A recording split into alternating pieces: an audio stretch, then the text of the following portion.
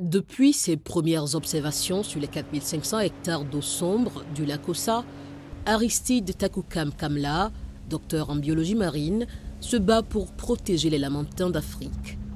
Pour avoir une chance d'observer ces discrets mammifères marins, rendez-vous à l'aube quand la surface du lac est plate.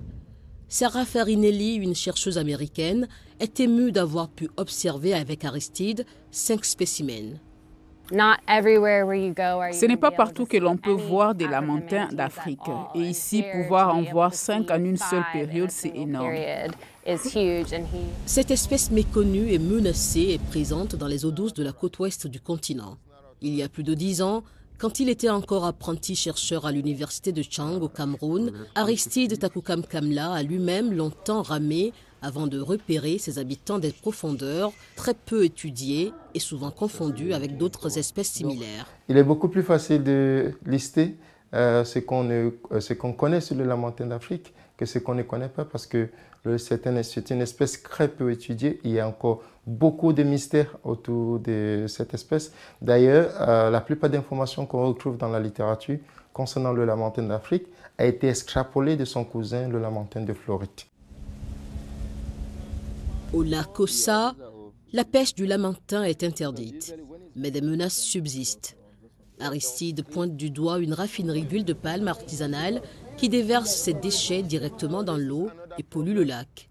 Il s'indigne aussi de la présence d'un filet largement déployé pour maximiser les prises. Autre menace, la Salvinia molesta, une plante invasive. Pour la combattre, les scientifiques ont lancé une lutte biologique en utilisant des charançons, un insecte microscopique se nourrissant exclusivement de Salvinia. Thierry Aviti est chercheur. Le charançon il a été introduit pour tuer effectivement la Salvinia molesta qui avait déjà envahi le lac à 50%.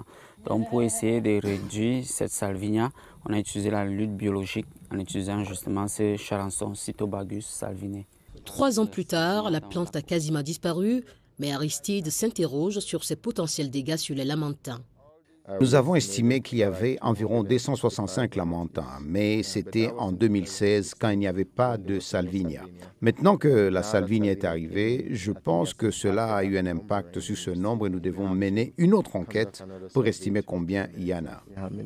Considéré comme vulnérable, le gros herbivore marin, parfois surnommé vache de mer, figure sur la liste rouge de l'Union internationale pour la conservation de la nature. Aujourd'hui, le lamantin d'Afrique est l'animal préféré d'Aristide, le sujet de son doctorat à l'Université de Floride, la cause d'un Whitley Award obtenu en 2024, la plus haute distinction dans le monde de la conservation de la biodiversité.